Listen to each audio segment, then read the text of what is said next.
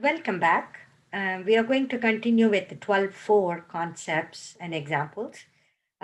Earlier, we saw how to define cross product and the length of cross product, how we can algebraically define, how we can geometrically define A cross B, how right hand thumb rule is used to conclude that A cross B is a vector perpendicular to both A and B. Um, and so on. Now, in this section, in this part of the video, we are going to see some properties of cross product and triple product, and the volume of parallelopiped, and one application of cross product. So when we say IJK are all standard basis vector. So it is I along the x-axis, J along the y-axis, K along the z-axis. They are all unit vectors. And if you cross product I and J, remember that the order IJK, if you cross product in this order, I cross J, it will lead with the third vector. Then if you do JK, then if you do IJK, and if you do JK cross product, then you end up with the I vector. And same way, K cross I equal to the J vector because of the fact that the two vectors are perpendicular. And now J cross I, if you switch these two, you get negative K. If you switch these two, you get negative I. If you switch K cross I, then you get negative J. So this clearly tells us that cross product is not commutative. So I cross J is not equal to J cross I. But the cross product is not commutative. Also, I cross J is I cross, and I cross J is equal to K, but I cross K equal to negative J. And if you group I cross I first cross product and then cross product with J, but we know that any vector cross product with itself should be equal to the zero vector. So it is 0 cross J, which is equal to 0. This tells us that vector product is not associative. Associative law for multiplication does not usually hold with respect to cross product operation. What are some properties of cross product? A cross B is negative B cross A. Then C is a scalar. CA cross B is C times A cross B, which is also equal to A cross CB. Then A cross B plus C, you can kind of distribute, keeping the order fixed. It's A cross B plus A cross C. And the fourth, A plus B cross C, A cross C plus B cross C. And the next one, number 5, A dot B cross C equal to A cross B dot C. And property 6, A cross B cross C is A dot C times B minus A dot B times C. This can be proved, though we don't need to prove them now, but all these rules can be proved easily. Triple products. So we did scalar product, which is 12.3. We did vector product, which is 12.4. Now we are going to do triple products, meaning product involving three vectors.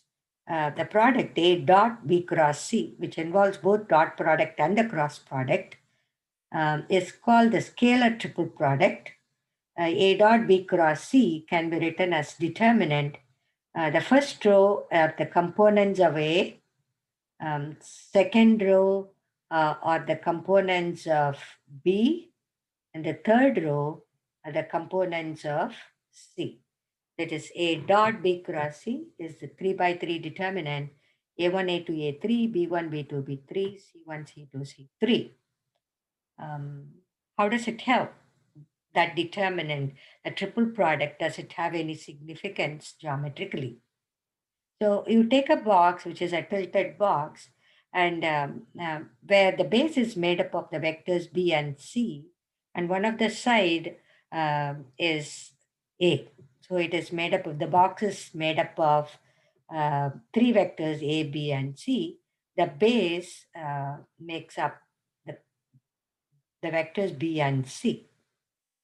The volume of the parallelepiped determined by the vectors A, B, and C is the magnitude of their scalar product, which is A dot B cross C.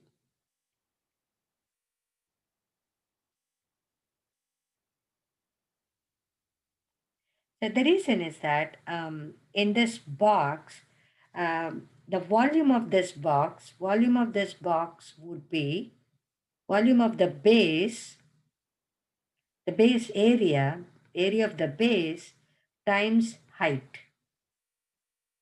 So even for a regular box, even if you consider a regular box, rectangular box, which is not tilted, it's LWH, and you know that LW is the base area times height. The base area times height.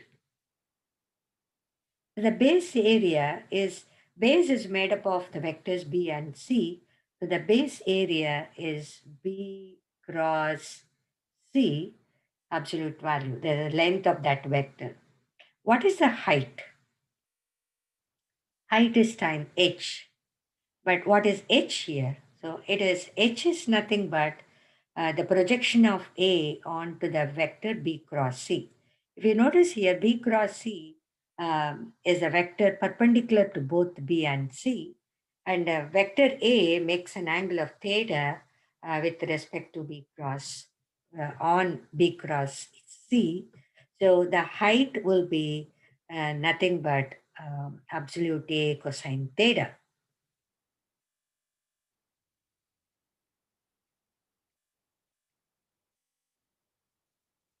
times absolute A cosine theta. It's kind of scalar projection of A onto B cross C.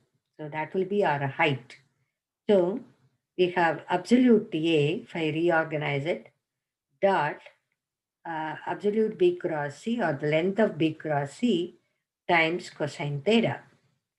So if you have, let's say you have vector x dot vector y, so it is vector x times vector y, length of vector y, times cosine of the angle between them. So we have a vector dot another vector b cross c, length of another vector is b cross c, then cosine of the angle between them. So it's nothing but the dot product of A and the vector B cross C. So of course it is absolute value of this. So volume of the parallelepiped determined by the vectors A, B, and C is the magnitude of the scalar triple product, which is length of A dot B cross C. So here, problem number 37.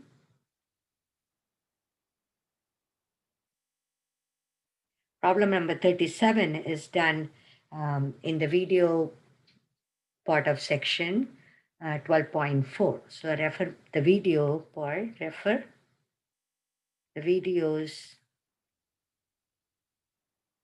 for section 12.4 to learn this problem number 37.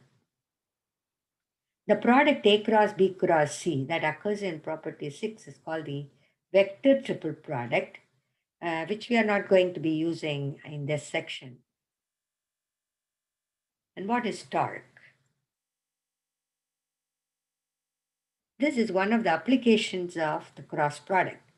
So earlier in 12.3, the earlier section, you saw some applications of dot product. Say work done by a force is one of the uses, one of the several applications of dot product. Now cross product is used to determine the torque. The idea of cross product occurs often in physics. In particular, we consider a force F acting on a rigid body at a point given by the position vector R. So look at the picture. So you have a torque with a position vector R.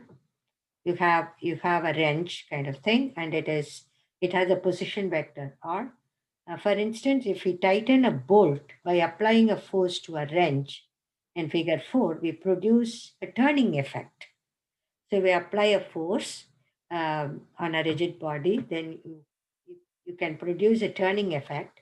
The torque tau, that is a Greek letter um, tau, relative to the origin, is defined to be the cross product of the position and the force vector. The cross product of position and the force vector. So here, looking at the picture, it's going to be R cross F. So the force is acting here, and the radius vector is here, and you're turning a bolt here, wrench over here. So this is the force. So it's force and the radius vector make an angle of theta between them. Then the torque is giving you a turning motion, and it is equal to R cross F, torque 2, which is a vector. This vector measures the tendency of the body to rotate about the origin. The direction of the torque vector indicates the axis of rotation. According to theorem, the magnitude of the torque vector is length of torque vector is length of R cross F, which is length of R times length of F times sine of the angle between the two. A theta is the angle between the position and the force vector. That is what in the picture we have seen. There is a force vector and this is the position vector. This is the position vector, and the angle between them is theta.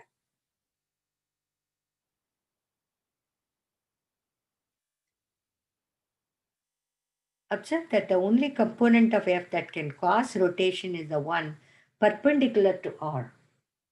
So you are, even though F has a direction, only the vertical direction to the radius vector have some effect of the turning motion of the object. So the vertical component is made up of sine theta. That's why we have this part. So we are not interested in F. We are interested in the vertical component of that. Is length of F times sine theta. So putting all this together, you have vector R times vector F times sine theta. By definition is R cross F. That is defined to be the vector tau. The magnitude of the torque is equal to the area of the parallelogram determined by R and F. We know that cross product, length of cross product determines the area of the parallelogram. So an application problem here based of torque, you can see this problem worked in my video for section 12.4. Please take a look at those videos. How are cross products useful? The cross product can be used to create a vector uh, orthogonal to or perpendicular to two given vectors.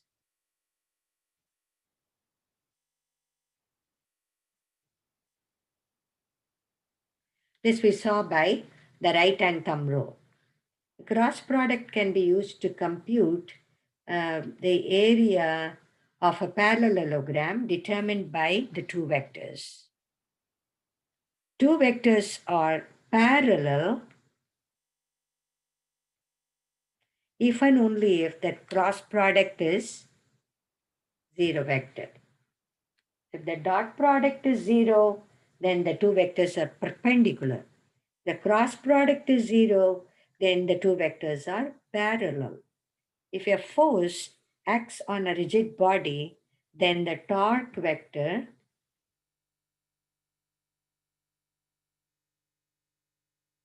is a cross product of the force vector and the position vector.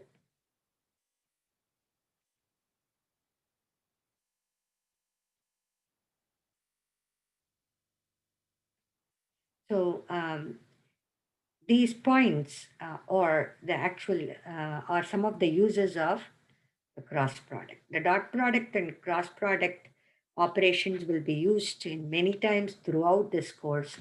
So make sure that you are familiar with the two operations. There are several problems in this exercise done in the video section. So problem number 4 is done in the videos, and then 29 is done, which is earlier. I showed that 27, not 27, but 30, 37, 39, all these problems are done in the videos. Problem number 39 is done. And problem number earlier 37, and these problems are done in the videos of section 12.4. Make sure to watch those videos.